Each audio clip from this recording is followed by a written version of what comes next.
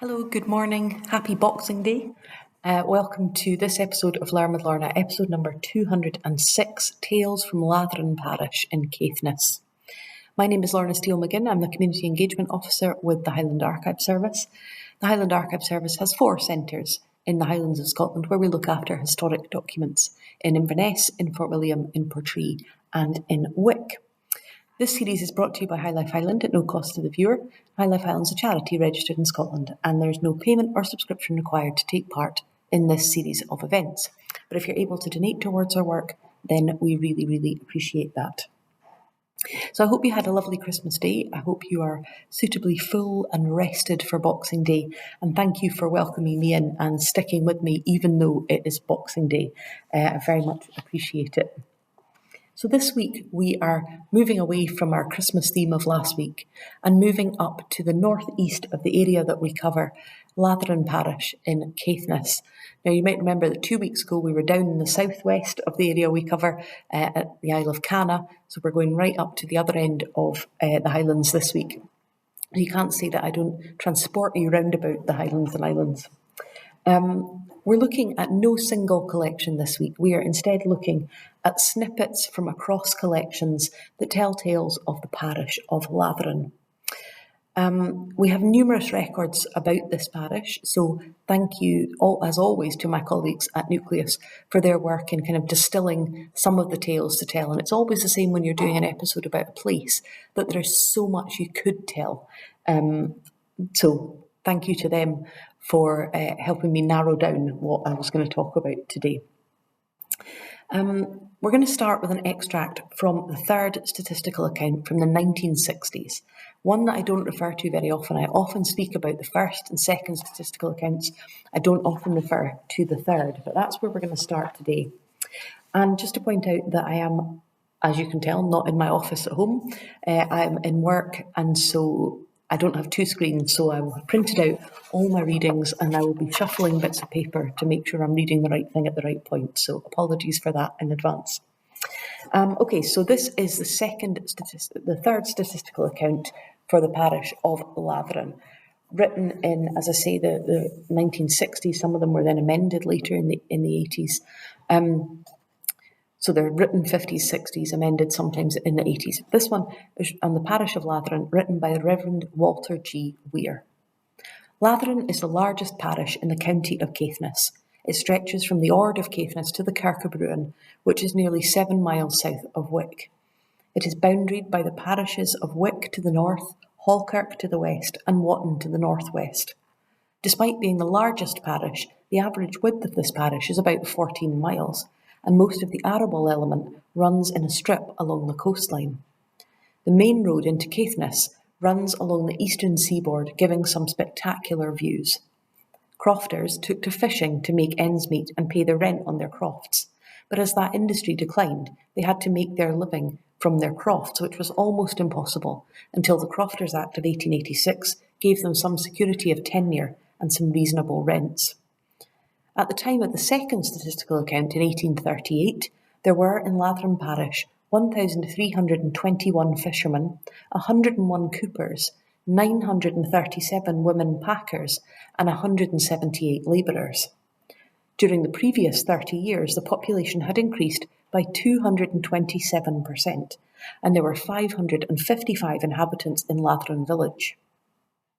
In 1838, they had exported more than 39,000 barrels of fish, cured 2,800 for their own use, and eaten about 907 barrels of fresh fish locally. In common with almost all villages along the coast, they flourished until the boats increased in size beyond the capacity of their harbour. So really interesting there to see not only some details about the number of inhabitants and how that had dramatically increased, but about some of the occupations and some of the driving forces behind the parish life over the centuries. As the largest parish in the county of Caithness, there have been numerous schools in the parish of Latheron. We could see 24, including the parish school, subscription schools, free church schools, and there may well have been others, but certainly 24 that we were initially aware of. absolutely remarkable when you think by the 1950s, a lot of those kind of smaller rural schools were closed, and today there are only 2 schools in the parish serving around 100 pupils in total. And we hold school records for many of those schools. I like this one from Latheron Parish, from Latheron School, sorry. April the 7th, 1916. School reopened on Wednesday. The attendance since has been bad, especially in the senior room, where a number of the boys have been illegally employed at heather burning by the estates of Forres and Latheronwheel. 2 boys, over 14, have been put off the roll. 7 infants were admitted, and 3 girls admitted from Latheronwheel, making the roll 103. And then slightly further on, a couple of years later, 1918, no one appeared this morning or last evening to clean the school, from which continued neglect is very dirty. I informed the visiting member, Mr. Donaldson, who then visited the school. And then the next day, it's not resolved. The school cleaner appeared, and the school, having not been swept all week, is scarcely fit for pupils or teachers. I sent an urgent letter to the clerk of the school board and also informed the visiting member. No cookery class could be held today, owing to the no school cleaner having appeared to light the fire. And then by the next day, still no school cleaner appeared, and the school remains unfit for use, and no explanation has been sent to the headmaster. Not happy at all about the fact that their school is in a bit of a state. But today I thought, rather than going into all of the school records, I'm not just going to look at official school records. I'm instead going to look at the records of another place in the parish which has been important to many children over the years. Many children have spent time there, and that is Rumster Outdoor Centre, for which we have the logbooks.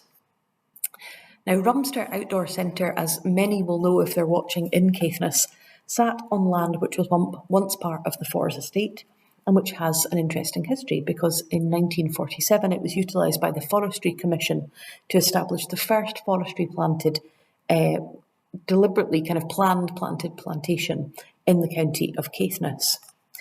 It also housed forestry workers, and those houses which had been used to house forestry workers in the 1970s, that cottage was turned into an outdoor centre.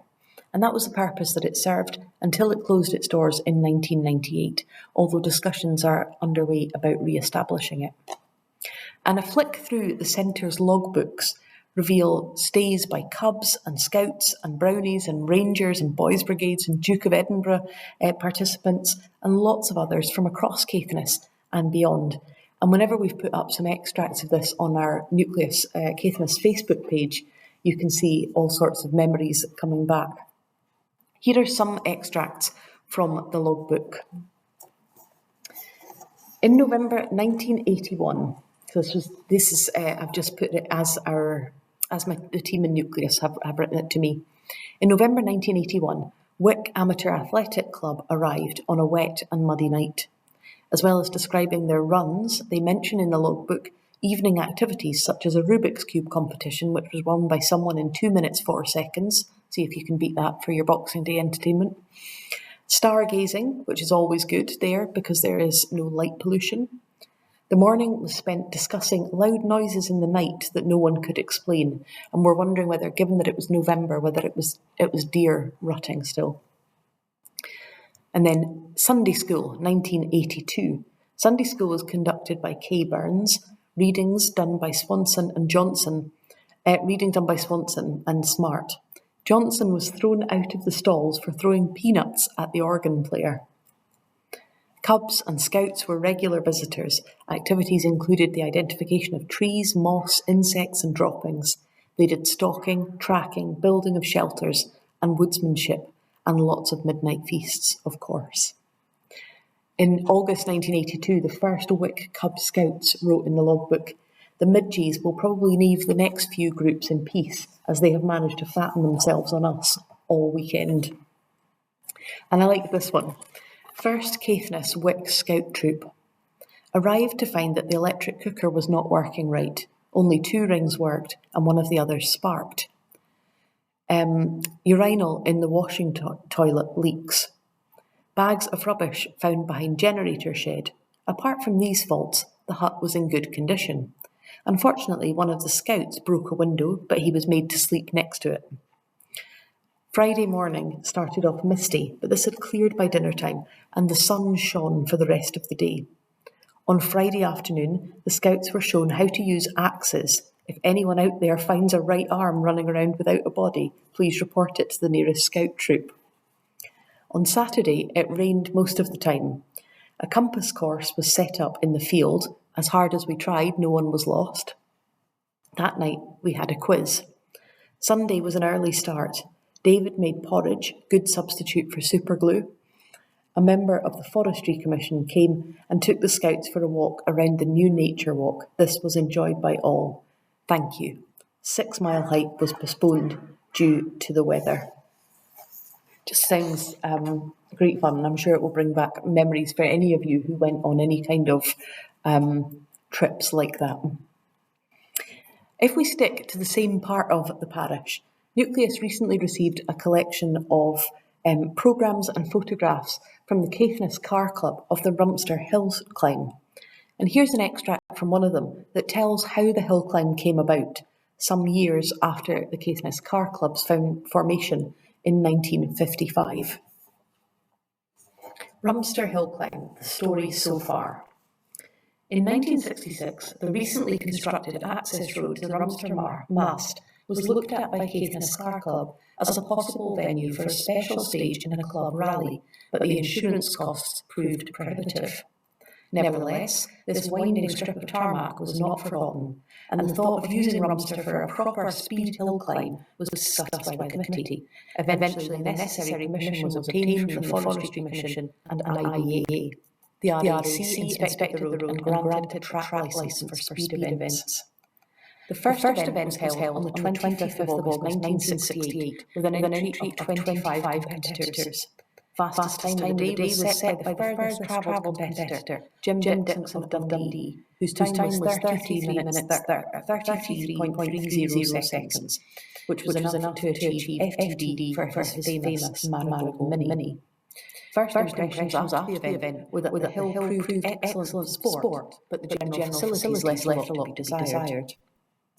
After many hours of voluntary hard labour by club members, competitors' paddocks were carved out, ditches were piped and levelled to provide space for race control. This was achieved in time for the meeting on the 24th of August 1969, which had over 40 entries. Spectators were admitted to this event, and the RAC were on hand to keep an eye on things.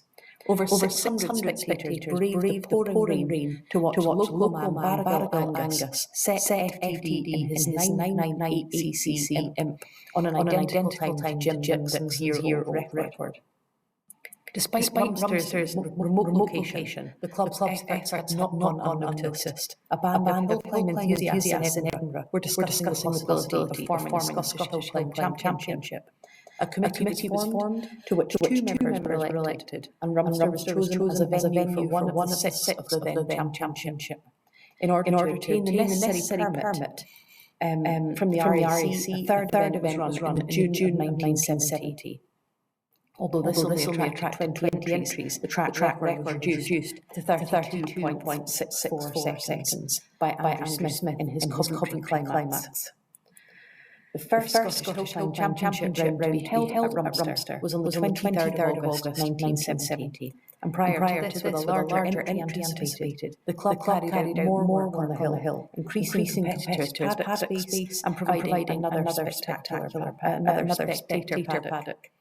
The first championship event did indeed attract a bigger entry with some 58 competitors, but more importantly, it was deemed to be a success. The track record was again broken, reduced to 30.66 seconds by Ted Clark in his 600cc Lotus 51.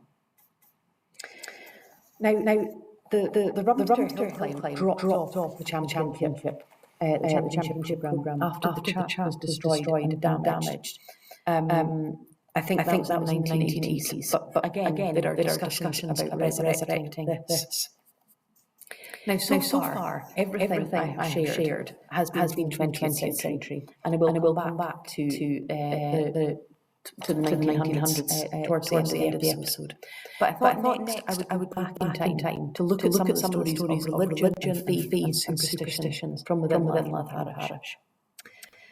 George Davidson was the parish minister of Latheron from 1820, and his papers form part of a collection that I've spoken about previously, P566, the papers of the Davidson, Miller and Swanson families. George Davidson was born on the 15th of January 1791 to John Davidson and Elizabeth Ross of Buckies near Thurso. After studying at King's College in Aberdeen, he was appointed minister over the joint mission of Berrydale and Ruan in 1819 before becoming Latheron Parish minister in 1820, learning Gaelic in order to preach in both languages to his congregations. George Davidson married Maria Serena Robertson in 1823. But after the birth of their three children, John, Maria and Harriet, Maria died in 1827. We hold correspondence of George's with Peter Swanson, who was the son of Charles Swanson of Latheron. And although he lived in London, he kept up to date with what was happening back in Caithness, and he corresponded with George Davidson on multiple subjects. And in this particular letter that I'm going to share, dated 2nd of October 1837, Peter Swanson is outlining some concerns and asking for George Davidson's help in caring for his aged mother. And this is what he wrote. London, 2nd of October 1837. Reverend dear Sir, I did myself this pleasure on the 8th under cover to George Sinclair, which I hope you received. It's always funny when you open these letters, and all the words are not in the order we would write them now. But yes, he's saying, I wrote to you, and I hope you received the letter. In that letter, I advised you 5 guineas remitted to you from the commercial bank for the use of widow Forbes and Henderson Swiney, and for which I would desire to have her receipts as soon as possible. So I've sent you money, please make sure that this person gets it. Your answer is probably on the way now, and I should not have written to you so soon, were it not for a letter I received from John Sutherland's wife, for Sinclair's, informing me that for her affection for her grandmother still standing unbroken, she paid a visit. That the woman Jean, who has care of her, has whipped her often, and that the provision sent from the manse for their mutual maintenance is denied to her and lavished on Jean's own friends, and such as keep a good bottle. That she skylarks and romances from morning till evening, and has tea parties frequently. That the tea parties are held in a small closet off the room, and that Jean's son sleeps also in this closet. That my mother's apparel is totally neglected, this I believe. These are grave charges. So he's writing to the minister to say, look, I've heard that the person who is supposed to be caring for my mother is behaving terribly. These are grave charges.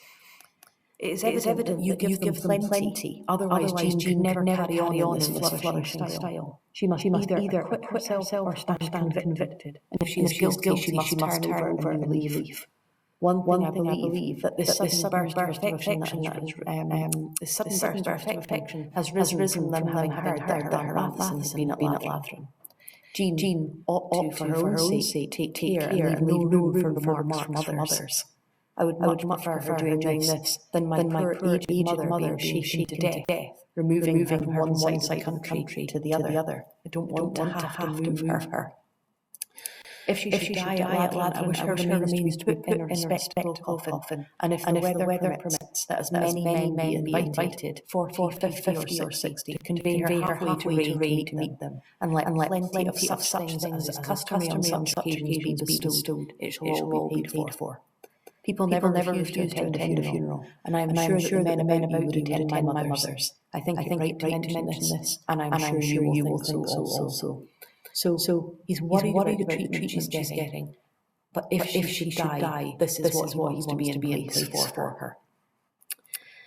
He goes on to say, you are now in the middle of harvest, and I hope the crop is good and the weather favourable. Seeing a list of the names who voted at the last election, I am surprised at not finding Mr. Sutherland, but I suppose he was unwell at the time, or surely he would have voted for George. I get both the whip papers sent to me so that I see all case news and a great deal of nonsense besides. I should be glad to know what Dr. Henderson is going, what Dr. Henderson is doing. Now, Dr. Henderson was a doctor and factor of Life Estates. His sisters have taken a house here in London and set up an additional school. Their terms are very moderate, and the situation at Notting Hill is about the best in London. So if any of your friends wish for their daughters to have an English finish, they cannot send them to a better place. The Mrs. Henderson have acquired a high reputation for the strict attention that they pay to their young ladies.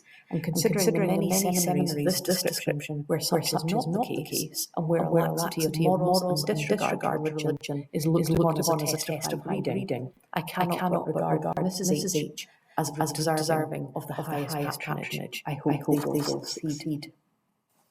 So interesting there to see that very personal concern for his mother, his fear about her health, his fitness in place for funeral arrangements, but also those other concerns around what's happening in the parish. Here's some news from London, I'm reading news from Caithness, and up to date, feel at home in both places. He wrote a subsequent letter which says, I hope my mother is in a new house by this time. With regard to her furniture, I wish you to remove everything that she does not require to some top room in the house. Let the best blankets be put on her bed, and let Jean have the rest. She has a good deal of linen which must also be secured against degradation. And I hope so long as it pleases God to spare her, that she will be kept clean and warm. So you get a sense of that's Peter Swanson writing about how involved George Davidson is in his community, in his congregation. Now, 1843, which would come just a few years later, was of course a big year for the Church of Scotland. As regular viewers will remember, this was the year of the disruption, the creation of the Free Church. And for George Davidson, as he's dealing with all these things in his congregation, it's also the year that he met and married his second wife, Angelica Murray, with whom he had a daughter, Anne. Really interesting there. He had a wife called Maria Serena and a wife called Angelica. They're quite unusual names. Now, the disruption involved 450 ministers walking out of the established church of Scotland to join the newly created Free Church. And George Davidson was one of those who left. He left the Church of Scotland in Latheron without a minister, without an elder, without a catechist or a teacher, for a population of 8,000. So it was a big decision to make. But George Davidson wasn't alone. 9 out of 12 of the Church of Scotland ministers left to join the Free Church. I've spoken before about this and about how hard it is for us to imagine the seismic shift that took place during the disruption. The huge, it's not the disruption for no reason. The change that would have taken 9 out of 12 of the Church of Scotland ministers in Caithness left to join the Free Church. And as I say, George Davidson being one of them. He preached his last sermon in Latheron Parish Church on the 4th of June 1843, leaving the manse to live in the farmhouse Gillivoan, and preaching in a field like so many others did until their new churches were built. And in his case, the new church that was built was at the foot of Causeway in Latheron. And it's a thing I think that certainly when I've done projects with people not from the UK, that they've commented on how many churches and church buildings there are in Scotland. And that's a big part of that, the disruption, the break away from the churches and so on, the fact that small communities would have multiple buildings. Now, George Davidson, as I say, would leave the manse and go and live at Gillivoan, and he stayed there until his death on the 14th of August, 1873. And his obituaries, both in the Journal and in the Northern Ensign, emphasised commitment to promoting education in Latheron Parish. We can see that in his own papers as well, that he sent all of his daughters away to be educated in Aberdeen, in Edinburgh and London, long before that was made compulsory by the Education Act.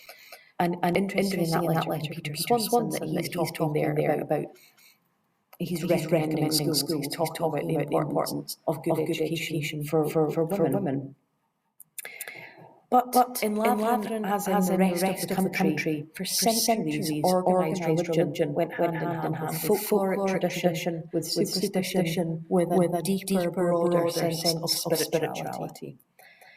Folkloric leanings and character sketches from the far north by Reverend George Sutherland of Bruin Church, Scotland, was one of the sources that was cited by Hazel Lindsay when in 1985 she published the booklet Folklore of Dunbeath. And both of those illustrate the importance of spirituality and superstition in the area. So let's have a look at one of those stories that tells about some of these superstitions and beliefs. The ghost of Toot Cemetery. A man was going from Braemore to history. As he passed Toot on the Dunbeath Strath, he saw a man going through its gate and into a corner of the cemetery. A phantom form appeared, met the man, shook hands with him, and a few seconds later returned into his grave. The man went out of the graveyard and went on towards Dunbeath. But not long after this, a Dunbeath man who had been abroad for years came home and fell very ill. He knew he was going to die, and he said he wanted to be buried in his mother's grave. He passed on shortly afterwards. And the man who had witnessed the ghostly rendezvous was at the funeral and saw the deceased buried in the grave from which the ghost had risen. On further investigation, it was found that this was the grave where his mother had also been buried. So there's all sorts of stories like this coming out of the parish. And similar stories can be found in Donald Young's book, The Book of Leicester. This is a story of Dr. Henderson, and I don't know, somebody may well know, if it's the same Dr. Henderson as I mentioned earlier. I suspect it is because it's set in Fife. Attached to the barn of Fife Main Stead is a round kiln which was used for drying grain. In the early part of the 19th century, Fife Main was tenanted by Dr. Henderson, and legend has it that he built this round kiln in order to cheat the devil out of a bargain. The story goes that he entered into an agreement to hand over his soul to the devil after a period of 21 years in exchange for the skill and ability to heal beyond the normal level of meditainment known in the era. After practicing this skill for 21 years, the day arrived when he was due to meet the devil at the end of the kiln as per their agreement. However, as Henderson had built the circular tower, there was no end to meet at, and the devil, after running round the kiln all night, had to concede that as it had no end, Dr. Henderson had not broken the contract. Down the years, and into the second half of the 20th century at least, there were people who still referred to Dr. Henderson as the Black Doctor or the Black Devil. So as I say, I don't know if it's the same Dr. Henderson purely because I've just come across the story, but I would imagine that it is, and I would imagine people can confirm that. I'm going to do one more of these types of stories. This is from again the Book of Leicester, which contains this particularly chilling version. A man Bain of Oskley emigrated to America or Australia where he made good. In due course he returned home, sporting a large beard and quite unrecognisable from the young man who had gone abroad so many years earlier. Before reaching home, he met some of his old pals and back went to Webster where the drink flowed freely. He was in a highly intoxicated state when he arrived at his parents' home, which is believed to have been at the spot now marked by the mouth of the Oskley quarry. They took this man, who was a complete stranger to them, into their house. No doubt covered his eyes on the belt of gold sovereigns, making no attempt to hide. In the middle of the night, they smothered this drunken stranger, their own son, for the sake of his gold, and buried him near their house.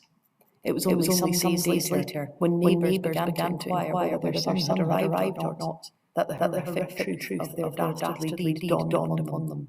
And it is said that the realisation of what they had done unhinged their minds, and they both became insane.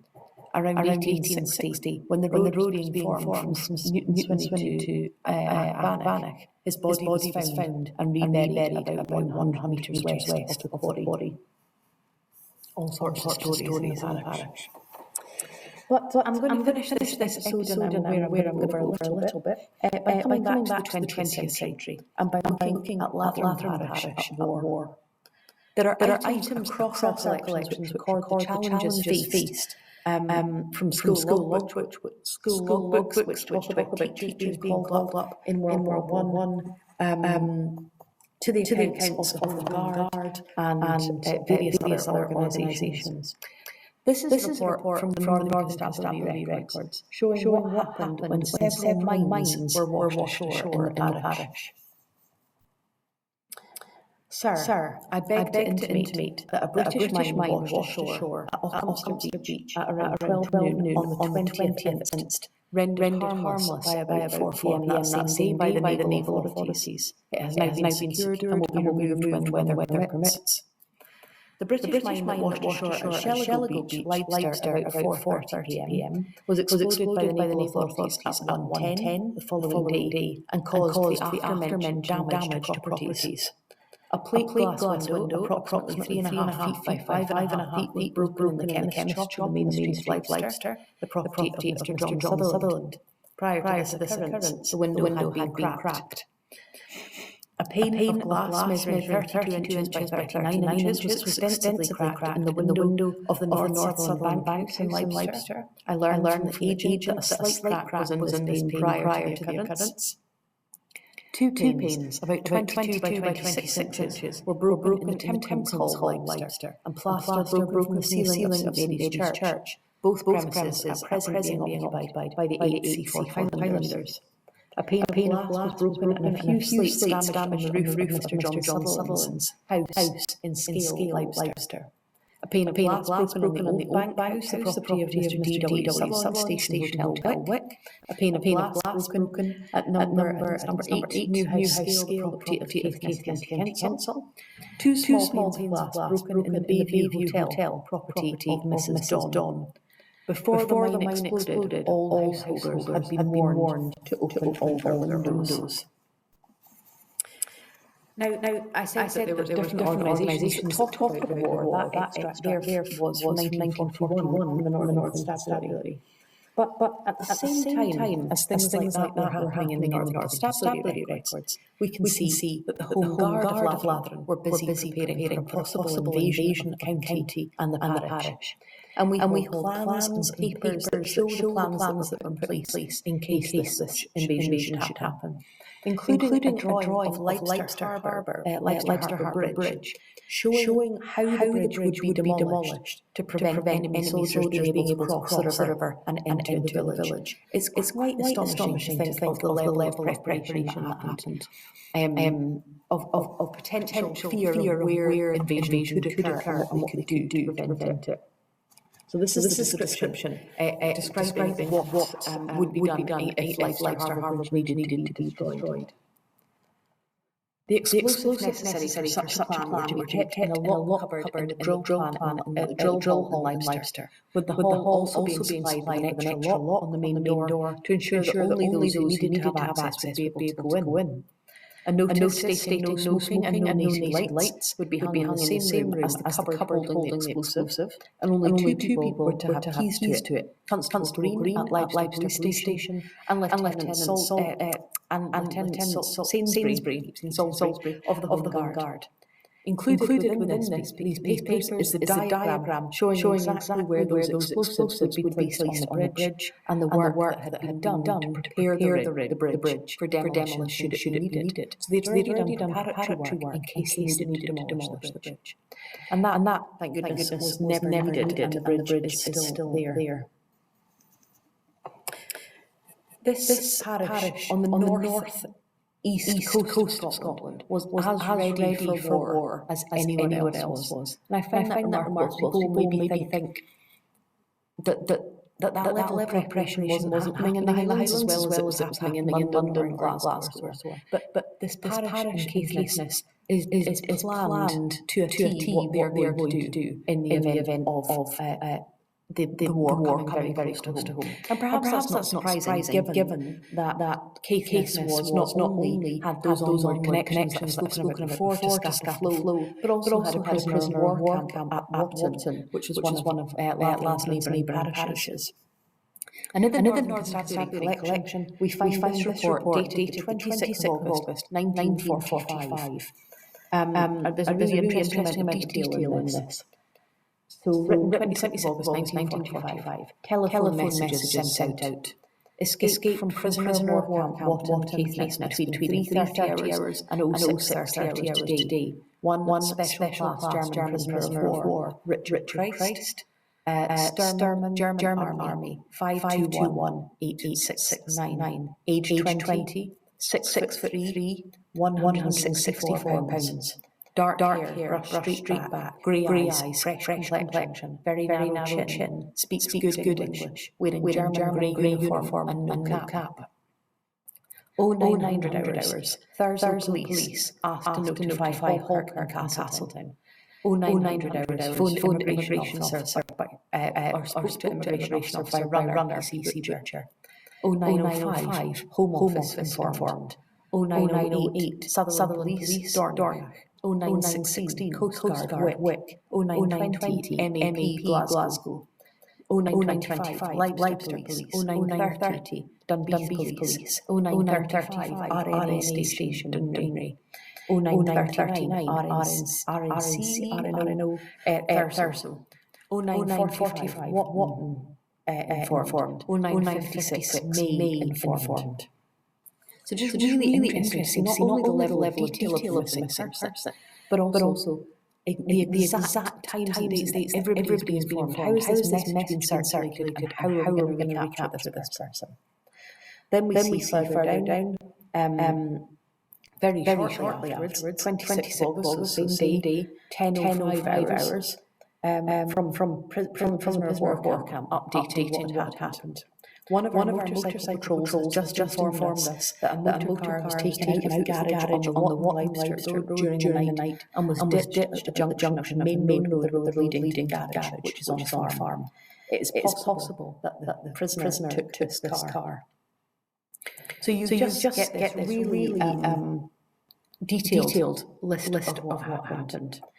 Within the day, actually, Richard Christ was found by PC Kennedy, who found him at Rangrig sitting by the side of the road next to the loch. So all of that very quick action to try and discover where he'd gone paid off because he was found within the day. So I hope you enjoyed that. Sorry, I've gone on a little bit. That's unusual in a pre-recorded one. I hope you enjoyed hearing some of the stories that Latheron Parish has to tell. As I said at the beginning, I could have told many more. But maybe we'll come back to these at another date. So thank you very much. Thank you for joining me. Have a very happy new year. I hope you can join me next week where I'll be looking at my favourite volume in the collections, the Inverness Treasures accounts from 1732 onwards. So I hope you can join me for that. Thank you again for joining me for this. Have a very lovely rest of Boxing Day. I hope you get some rest and again some good food and some time with people who are important to you. In the meantime, I'm reminded this series is brought to you by Highland at no cost to the viewer. Highland is a charity registered in Scotland, and there's no payment or subscription required to take part in this series. But if you're able to donate towards our work, then we're very grateful for that. Thank you.